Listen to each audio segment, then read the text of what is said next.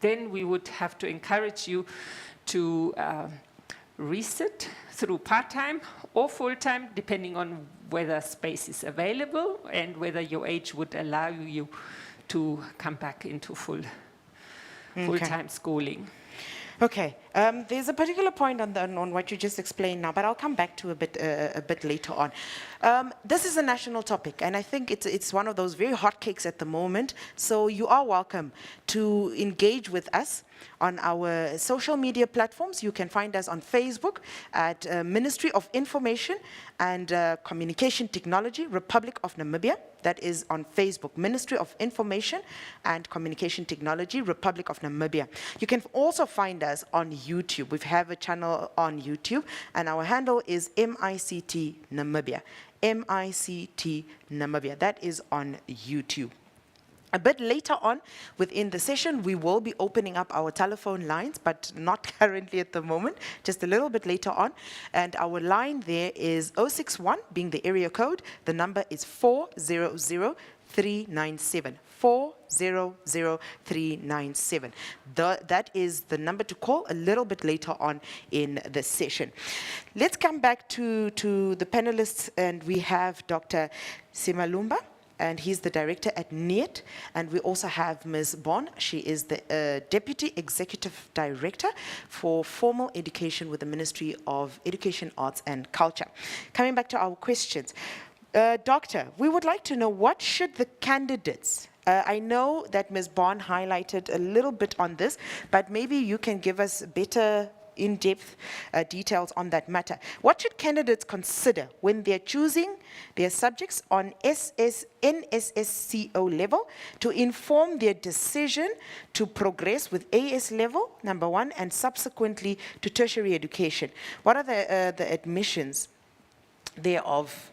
Pardon me, not admission, but tertiary education admission. And also just give us examples of ordinary level subjects that are not offered on AS levels. I think that is the one thing that many parents and also somehow the learners out there also don't really have the full picture of what can I expect to find at AS level so that I know what to choose when I'm starting off. For example, Ms. Bond mentioned that already from grade 8 and 9, you kind of have to start realigning yourself. So, Doctor, can you give us insight on that? Thank you very much.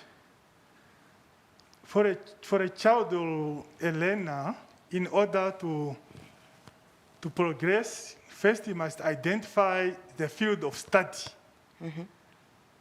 which is now upon completion of junior secondary, when he starts with ordinary level, which should be informed by the career pathways or the future course the child wants to do, and he must consider the requirement for such course at universities. And then that will be informed by the field of study, which is the combination of core subjects. For example, if you want to follow engineering, it's critical that you have mathematics, physics, and the chemistry as part of your field of study, which is core. You have to pass them on ordinary level, then proceed with them on advanced subsidiary level, even though you may have English plus Oshindonga as additional just for point and for a person just to, to enrich, himself. Secondly, you may also take a subject as supplementary to that field in order to give you more wide options in case you want to divert or you want to be an entrepreneur. Upon completion, you may take entrepreneurship for interest's sake, only just to enrich yourselves. Okay. And then I should indicate here that there are certain subjects which are not available on AS level for reasons that they provide exit to VTCs, vocational. They are not academics, they are practical subjects. Technical subjects such as motor mechanic, woodwork, metalwork, and welding, development studies, those ones, they end up only at ordinary level if you want to proceed, because they are practical in nature, you just have to divert to go to VTCs where they do 50% practical and maybe 50% theory. But the most academic one, if you want to go more academic, technology way, then it means you must take mathematics, design, and technology, plus one of either physics and chemistry. Then you go more to a university and engineering, which is an option in terms of, subject choices and the progression. So it's a worldwide trend. Yeah. These subjects, even with Cambridge, are not available at AS level, where you have to benchmark yourself. Just for those reasons also. Okay. Yes, thank you. Ms. Bond, the AS level was only introduced last year. More so during a time that the country was trying, or still actually dealing with the impacts of COVID-19. And the Ministry of Education was actually one of those ministries that was extremely hard hit by COVID-19 because of all the implementation, and I mean emergency implementations that you had to do. Now the question that comes up for many, do we actually have adequate schools that offer AS level? Are they, and this I think is also the other important thing, are they well resourced? And when we speak about resourced, we are looking at material, teaching material, learning material. And we are also looking at the teachers themselves. Are they well equipped to teach the AS level with regards to skills and qualifications? Yeah. The 102 schools that we have for advanced subsidiary during the last year, we have resourced them. Those schools, the government schools, we have resourced them intensively.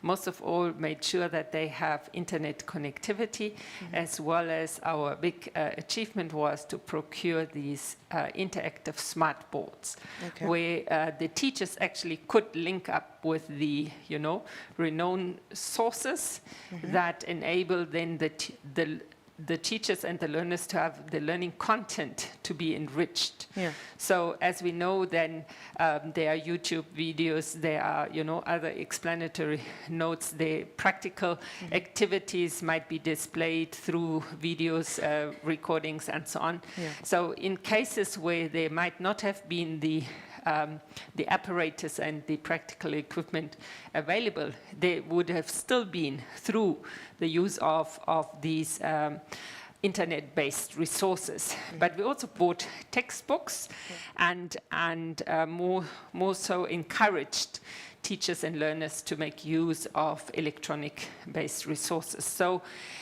yes, there's always a report of what we have achieved, but of course, there can be also improvement. Okay. So ideally, we would like to see that every learner has, access to a device themselves, whether it's a smartphone or a tablet or alike. And so also every teacher. And we are exploring how to, deploy resources to make sure that connectivity is there all the time. And that is how shall I say, is a collective effort between, the telecommunication providers, ourselves, I mean, the ministry that's hosting us. It is a constant dialogue, as well as together with development partners. There are SADC-based or even AU-based initiatives to strengthen countries in the delivery of e-learning. So Namibia is an active partner to these dialogues and interventions. So it is all, how do we say, it's learning in doing. Yes. So unfortunately, that's the case. Every change comes with these growing pains, but I think we have achieved a lot, and we can build on those achievements to continue excelling and improving access as well as the quality. Okay. I think we would also like to know, do these schools, 102 schools in a country with 14 regions, do they include the previously disadvantaged as well as the remote areas of our countries? Or is it more town-based schools? the schools are fairly well spread throughout the country. In every region, there are schools accessible for learners. Ideally, they should have hostels. So I cannot vow for that every higher level, or what this is now AS level school has access to a hostel. But what I meant to say is that we based this rollout of establishing AS level schools on the experience of higher level. So that was a prerequisite, because only if you had that experience you could continue. So there is that dialogue in terms of building further capacity. We are fully aware with this change in numbers. We had 2007 candidates who achieved and who sat for the exams for whom we had school space in 2021. Now we have 8,817 candidates, so we are challenged with the expansion, but we are handling it. We are in constant dialogue with our regions. They are, feeling we are ready to embrace all of these. And then as the years come, we also wish to engage further to build the capacity of our teachers to be able to actually teach at this advanced subsidiary level. So in an ideal situation and a nation that is growing academically and, aspiring to a knowledge-based economy, we have to expand the access so that at the end, those who are entitled to an academic career in terms of aptitude and commitment and drive have the opportunity to have access to that. So that is why we also say it's across all regions that we provide access. And mind you, I think it's a remarkable achievement that all Namibian languages, local languages in terms of teaching and learning at secondary level are offered at AS level. And it was also those subjects that performed the best in terms of being graded D and above. So that is a good milestone. Okay, so, sorry, Doctor, just a quick follow-up on that one. Has the ministry had incidences where, just a hypothetical example, where you have a student in a very remote area of the country that has performed extremely well, they qualify for AS level, but where they were, the school doesn't offer AS level. Has the ministry had to deal with such scenarios, and what are the financial implications? Does it fall completely on the parent to pay for this hostel, or does the ministry meet the parent halfway to that regard? Because clearly that means that this learner would have to be placed in a school a bit off or further away from their home environment. Has the ministry have to deal with something like that? Yeah, we have had situations like that, and we support those learners from, disadvantaged households or socioeconomic less stable to be supported in terms of the necessary resources, whether it's, the learning support material or the school. There shouldn't be school fees, but yes, supporting the finances. That is now the hostel accommodation, asking for exemption and so on. So we have had situations like that, and they are procedures that have to be followed, and our regional directors are fully aware, and they would channel these up to our executive director for approval for exemption. You want to add something, Doctor? Let me add also, I think the DD indicated quite rightly. The matter of fact that one of the requirements was to have a science lab for such a school to be identified. And then, especially the experience in teaching a higher level, made in Namibia the journey to AS a bit better, easier compared to other countries in SADC who wish to follow us, but they did not do higher, they are just on ordinary. And the matter of fact is that these schools, they have hostel as a requirement. Also created a condition because AS level learners are a priority in the hostel, meaning these schools are like a hub in the region to cater for learners from feeding schools. but they'll need to kind of expand. Yeah, yeah. So that's one of the, I think, the advantages. Okay, I Yes. think it's like Ms. Bond said, it's growing pains, Yeah. where with every new thing, there is a challenge that you kind of have to tackle as you move on. It arises. Yeah. Doctor, we'd like to stay with you. Now, here's one question that came through our platforms, and many people, they're trying to gain understanding, and maybe this is the right platform to help us to educate our nation. They're trying to gain understanding on how a learner who has obtained less points, because remember, as much as we are using symbols, our universities are transforming those symbols into points. Now, the people want to understand, a learner who gets less points gets to qualify to AS level, while the one who obtained higher points now is, for lack of a better statement or way to phrase it, classified as a failure. How do the two respective officers now respond to this, especially with the fact that you're both stakeholders in trying to build our, Namibian child? I'll give you an example that we received. You will have a learner 1, who will have basically an A+ symbol, a B symbol, and 4 Ds. And if I'm not mistaken, this equates to about 30 points. Then you have learner 2, who will have 3 Cs, 1 F, and 2 Gs, that equates to 19 points. Learner 1 is then classified as a fail, while learner 2 is classified as a pass, and this is with regards to qualifying to AS level. Can Doctor maybe assist us to that regard? Yes, first I should indicate that all these learners did not fail. It's just a question of performance. But then to advance to AS level, it's not based on the point.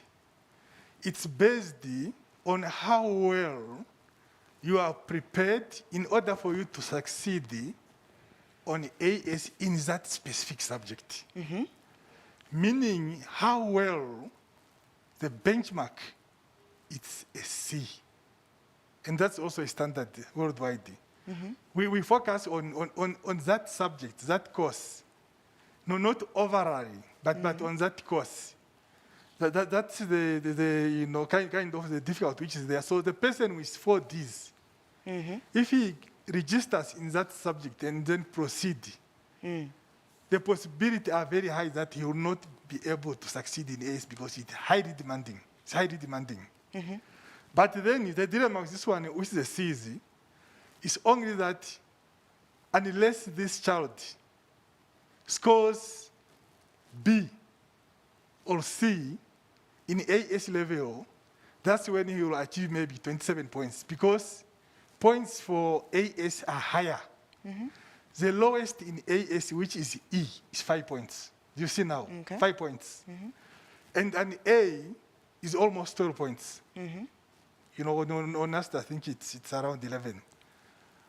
Compared, in fact, the E, which is for AS, is equivalent to a D in ordinary in terms of point scales. Okay. Yes, so it's only that when they go to the university, depending on the field of study, the university may need a child to have passed in a core subject forming that field of study.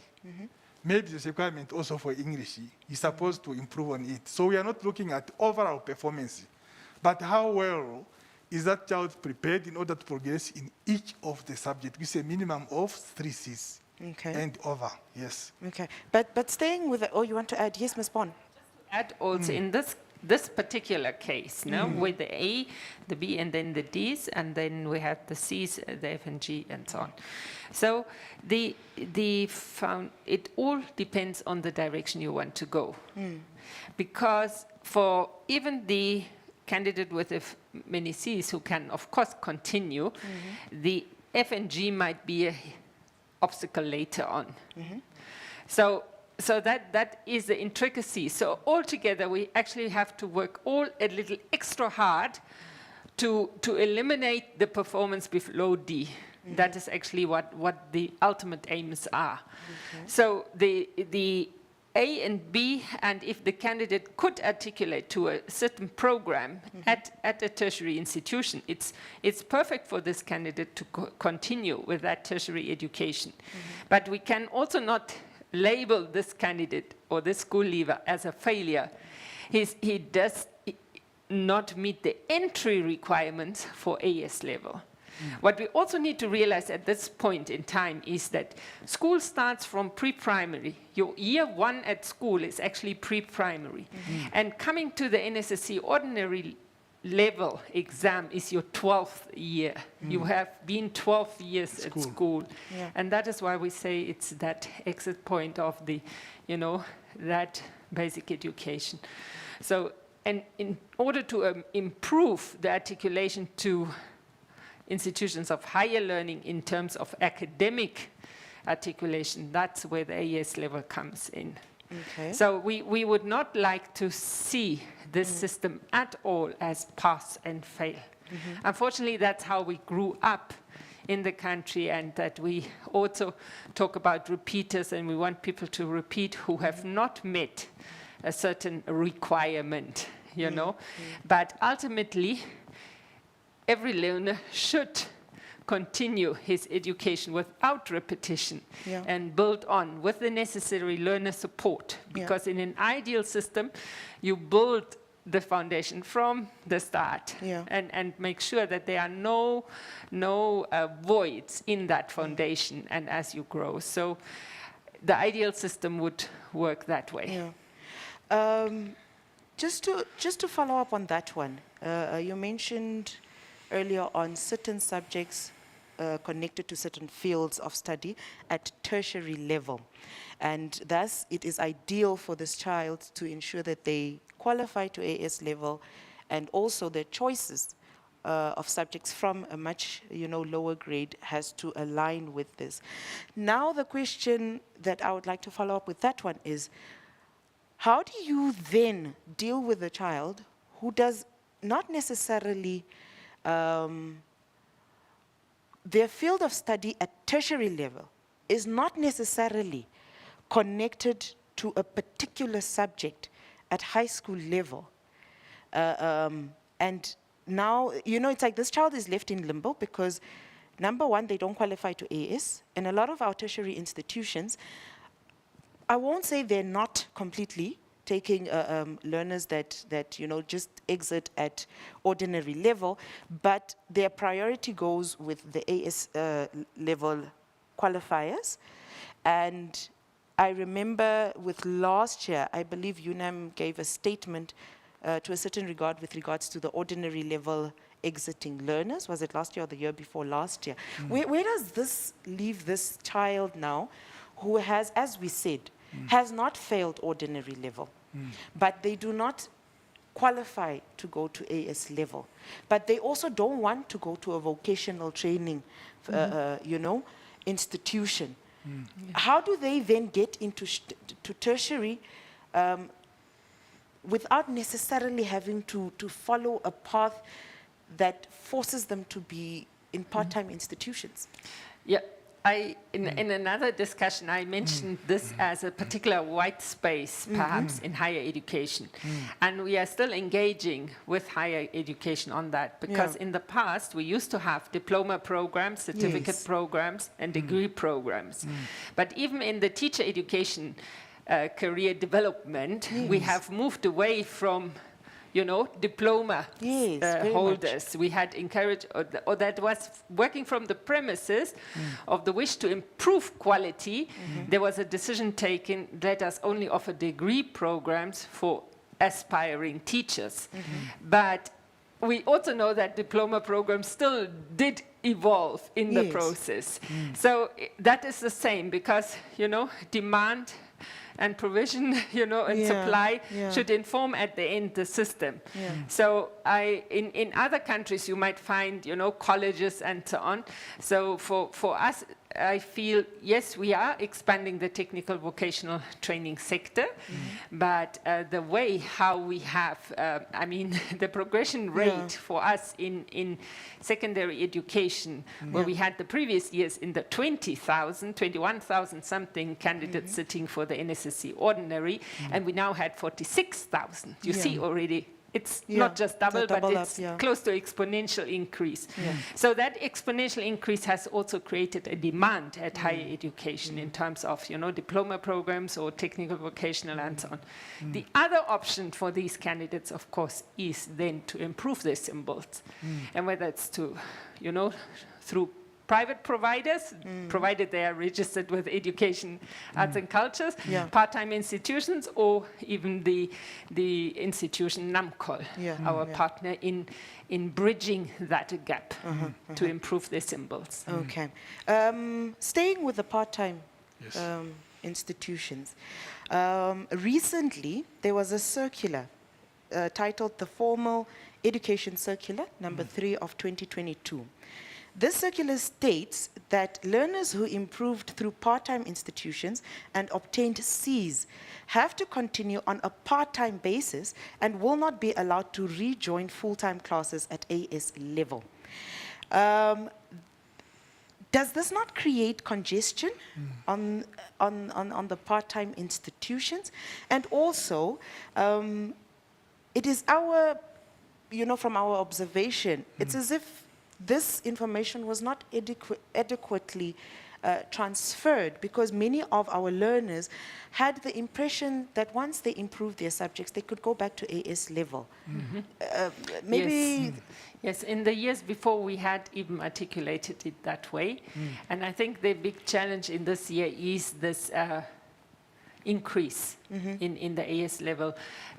By pure numbers, it is like a 44% increase. It didn't double totally, because then we would have 10,000, but it is at 8,817.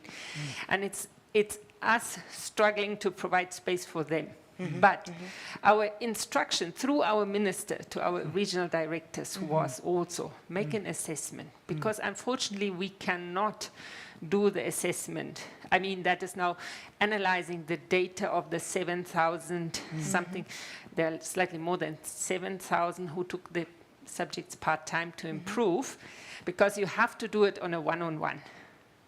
That analysis. You cannot, because candidates register for a subject. We don't know what their subjects were before. So it's a bit of a challenge to do it just IT-based. So the individuals who wish to do and register again full-time for AS level, because they have now their palette, all the Cs that they require, even if they are 5. They need to make contact with the regional office, that is the director directly, because through our minister, the instruction is there that they have to interrogate those demands on a one-on-one. And it is just for the fact that if we look at the macro level, you know, overall, currently we don't have space. Remember, we had the 5,000. We are working hard in this week, and we assure the nation that by Monday 28th, the last day of February, February, AS classes should resume. All learners should know exactly where to go. So in this process, we will also come to know these candidates. And then we want to remain open in dialogue, but we also want to give them the option to continue part-time. That is basically, it's a two-way process, but we are not totally shutting our doors to them. And this comes through our Honorable Minister, Esther Anna Hipundoka, who has requested the directors to really look into that. I think the most important message to take away with that one is the fact that it's not a solid wall. You know, it's on merit, it's on individual basis, it's on assessment. I think that's the most important thing. Assessment will be done to that regard, and where possible, you know, accommodation will be made. We've got a comment here from our Facebook platform, and Mr. Pardon me, don't know whether it's Mr. or Miss, P.N. Njimba would like to say, kindly shed some light on learners who improved their grade 11 results, and currently they are facing difficulties to be allowed to rejoin full-time studies basis from grade 12. I think we just answered that particular question. Contact So, details. Mr. Jimba or Ms. Jimba, I believe that your question has been addressed. Thank you very much for communicating with us via our platform, and also we are reminding our viewers that you can do the same. You can follow Mr. or Mrs. Jimba's example, communicate through our social media platforms, that is Facebook. We are at Ministry of Information and Communication Technology, Republic of Namibia, and on YouTube we are at MICT Namibia. Our phone lines are 061 400 397, 061 400 397. For those who are just joining us now, our topic for the day, it is the clarification of the advanced subsidiary, which is commonly known as AS level in our education system, which was recently introduced as last year. Getting back to the questions at hand, also now we are staying with the same circular.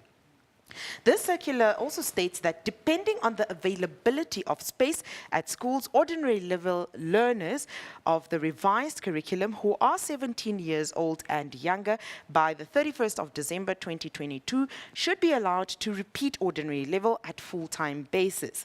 Now, in a scenario where a learner is older than 17 years old and has not met the admission requirements for AS level, is this not a bit prejudice to push this child out of the formal education system, since technically they have not failed the grade, but merely just didn't meet the qualification to proceed to AS level? I mean, we are familiar with various scenarios within our, environments as a nation, as the world, that sometimes, a child is older of age at a particular level of their, school career, not necessarily by their own doing, but circumstances, whether in the home or whether the movement of parents with regards to jobs and so on. I think, Doctor, maybe you can assist us with that one. Okay. Yeah, first I should indicate here, by referring you to the old practice, where they used to exit in junior secondary, which is grade 10, currently equivalent to grade 9. That half of the learners used to exit there, younger than now, when the first exit is ordinary in grade 12, in grade 11. So in such, research has shown us that learners normally perform well, quite well. When they choose, they select and register on part-time basis, 2 or 3 subjects, few. In most cases, they achieve good symbols, than forcing them again to take the rest, because the danger of repeating full-time is that you forfeit symbols for the previous year, first year when you failed. You forfeit them. You might perform even more worse. And also the issue of space, all of them cannot kind of repeat. Others must move forward, and so that we have got space for the young ones in pre-primary and grade 1 to come in also within the system. So learners should be able to flow, as long as there's an opportunity that if they qualify, as Ms. Eda has just indicated, they can come back again for AS level. So the age, I think, they're a bit matured. Yes. But what I also can add is there are these exceptional cases where we know that an overaged learner was admitted to school through the executive director's permission already. And then what we also consider the special circumstances throughout 10 and 11. So we had those households that were really heavily struck by COVID, in terms of illness, but also death, in terms of socioeconomic circumstances. So if their learners sometimes drop out and they have the wish to come back as full-time. So in these exceptional cases where they engage with the school principal, and the school principal engages with us. And so on, those permissions can be granted. But altogether, it's also that efficiency measure that it is actually in the candidate's favor to repeat only those subjects where that improvement is needed. This is actually enlightening a lot of our people, because I know there is a lot of anxiety with regards to this. As we said, it's a new direction that we have taken. It's the first time that we're having to deal with this. So as you said earlier on, it's growing pain, progression, improvement, and so on. We've got another comment from our Facebook, and Adolphine Kaliki is saying, why is it that that development studies is offered in grade 11, but not on AS level? What happens to someone who has 3 Cs and above in 3 subjects, including development studies? Maybe we can just refresh on that particular point. It is a good point, and this allows us to give specific examples. So, Doctor, maybe you can assist with that one? I'll start on that one. First, it's one of the subjects ending on ordinary level. It's because there is no sister subjects on AS level with Cambridge where it can be benchmarked.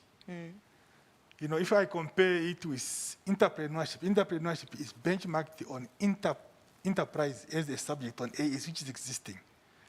By benchmarking, I'm talking that the standard of the syllabus must be the same here, and the form of assessment in terms of level must also be the same. But however, we are still discussing this and see what we will do with development studies. So if a learner passed 3 Cs with development studies is not qualifying for AS, because a child is supposed to do 6 subjects, and then out of that 6 subjects, he's supposed to know which ones are available on AS and which one is not available in order to put efforts. Okay. Yes. Okay. This is Manene Shivo is also asking a question with regards to subjects. What is the need of offering subjects that are not on AS level in grade 11? Maybe Ms. Bond, we can just assist there. To explain that at the NSSC ordinary level, that is the so-called grade 11, that is the basic education exit point. So what the qualifications we there offer are to open your pathways to a technical vocational training, but also to an academic training. So that is where we allow learners to take the technical subjects such as integrated performing arts, fashion and fabrics, metalwork and welding. We also have woodwork, we have hospitality, and so on. These are subjects that articulate to technical vocational training centers. So that is for the candidates who would like to go into a technical direction. They could also become self-employed. So that is the notion that the reviewed curriculum gives you more pathways than before, because before it was just you come to grade 10, you don't achieve academically, then you're out. Remember, there was that 23-point benchmark or sieving scale. So now, if you have chosen subjects and you aim to follow an academic career, then you must choose the subjects carefully in that direction. So that is why there will always only be academic subjects at AS level. Okay. We've got Gail Yanyari, and Gail is asking, kindly advise students who qualify for AS level, but the school is rejecting them. What do they do then in such a situation? Yeah, it depends on what subject choices there are. So I have situations like that have come to my attention also, and we need to explore what is the reason. It could be either that the subject choices at the schools are not offered, or that the classes are full. So then these learners really have to make, or these candidate school leavers, NSSC or graduates have to make contact then with the regional office. And if they do not get an answer there, they can they are open to contact us. We Yes. will find a way. Where is the obstacle? Yeah. And but in many cases, we have also found that the subject choices are not known. But what we then do is we engage with all regional directors, knowing all the schools and the fields of studies that are offered at the schools to find a space actually for that learner. That's what we do, where we come in. Okay. We have just a few minutes left to spare. The lines are open. You can call us. The area code is 061. The number is 400-397. That's the number 400-397. That's the number in the studio. Doctor, we would like to know from your observation, you were quite experienced within the sector of education. Ms. Bond as well. We've known the two of you for quite some time. You're well vested. The one other concern that is out there is, okay, fine, we have these learners that did not make it to AS level. They unfortunately cannot go back to the formal education system, whether it's their age or so on. Now they have to approach whether it's VTCs, vocational training, and so on, that they qualify for at this exiting point. From your experience within the education sector, knowing these institutions, these TVET institutions, can they, with all honesty, absorb the number that we're sitting with? Because I remember NAMCOL spoke about having a cap on for each subject that they offer. I remember places like NIMT has a capacity cap with regards to the number of people that they can accommodate. So just give us some form of observation or observational, opinion on that, if I can, for lack of a better word. Yeah. First, I should indicate that when we started with curriculum reform around 2012, all institutions of higher learning, including NTA, they were even highly involved in our technical subject, So they had what we call expansion programs over the past 10 years. Yes. Even though resources is also a problem, but really they expanded. When talking to them, expansion in terms of space, and then opening up some new VTCs like in Obabis. Yeah. And also expanding, meaning diversifying some programs. They also tried their best to do that. And we should understand that around the world, vocational education, it's a driver, a driver for economic development. So, yes, they may have limitations according to programs, depending on the availability of lecturers, to call them. Yeah. But I will encourage them to register themselves in these institutions if space is available and their trade of choice is open, because there is a future. It develops among them practical skills for self-employment and also to employ others. For those who may not, they can also kind of, register for NAMCOLs in other institutions, if possible. Okay. So, yes, the number may be big, but there is an opportunity. Okay. Definitely. Yeah. Ms. Bond, the recently released NSSCO examination results, they revealed that a minimum number of learners qualified for AS that has contributed to an unsatisfactory performance. Now we would just like to know, can you give us an idea of what are the measures and plans that the ministry has in place to ensure that learners improved performance in the future? Yeah, the academic performance is laid as from the foundation. That means pre-primary onwards. Yeah. And if you interrogate pre-primary teachers, they might also say again, but also kindergarten. So the Ministry of Education, Arts and Culture is engaged together with the Ministry of Gender Equality, Poverty Eradication on exploring how to strengthening the service delivery, that's of ECD, in the age bracket of 3 to 4. That's now the kindergarten, because 5 to 6 is in pre-primary with us already. So we are exploring that to really strengthen the quality delivery at kindergarten already. And throughout, the Ministry of Education, Arts and Culture has recently launched the Jolly Phonics training that is now improving phonics at primary level, junior primary, in order to improve reading and writing. And those are the skills that, you know, are built throughout the school career in order to improve.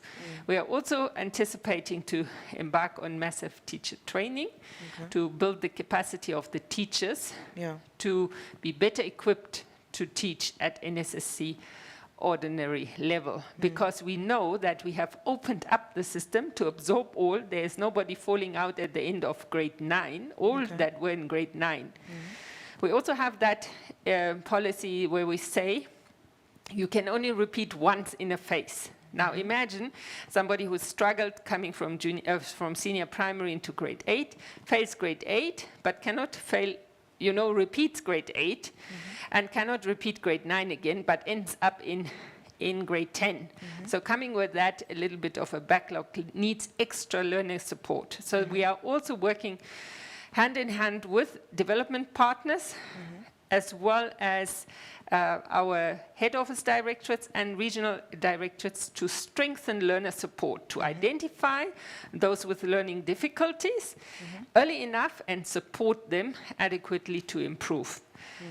Furthermore, also, as we said, expansion, more teachers have to teach at senior secondary level with perhaps less experience. So we wish to train these teachers through, you know, crash courses, upgrading, refresher courses, we also call them, and so on. And there we will want to work together with the, you know, enterprises, local business people to support us. Because at the end, the success is owned by all of us, and we have to pool resources to make it possible.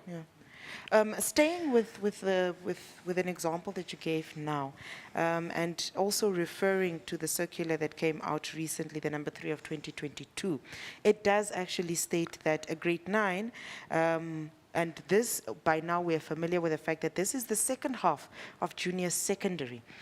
These learners who did not meet the promotion requirements and have already repeated in the phase should progress to grade 10. You did speak about learner support and so forth, but the circular places emphasis on having this learner support at the grade 10 and grade 11 level. Our question then now becomes, can this emphasis not be placed from a grade 8 level, first of all? Because if you are now to progress this person from grade 9 to grade 10, it's as if you're somehow setting them up for failure. And then maybe also just enlighten us with examples where the ministry or the stakeholders that you spoke of have maybe given support to the various schools with regards to the learner support that we would like them to give to these learners that need that extra assistance, because I'm sure this is outside of their normal daily scope, and in, you know, at times maybe might require financial assistance as well, or material support as well. Can we have some examples of that, Ms. Bond?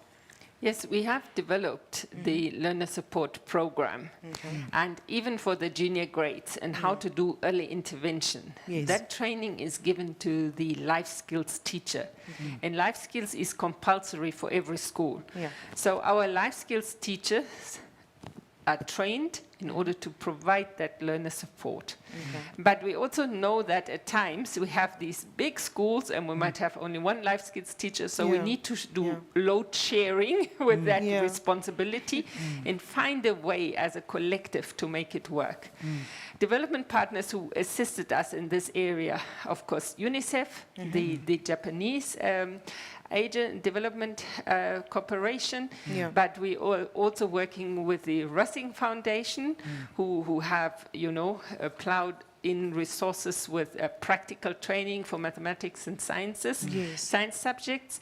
And so there are pocketed interventions where that improvement is happening, but we still need to make sure that the improvement is everywhere. And that is where our challenge is, but we are determined to work with our regional directors, focused to those who need our help the most. Okay.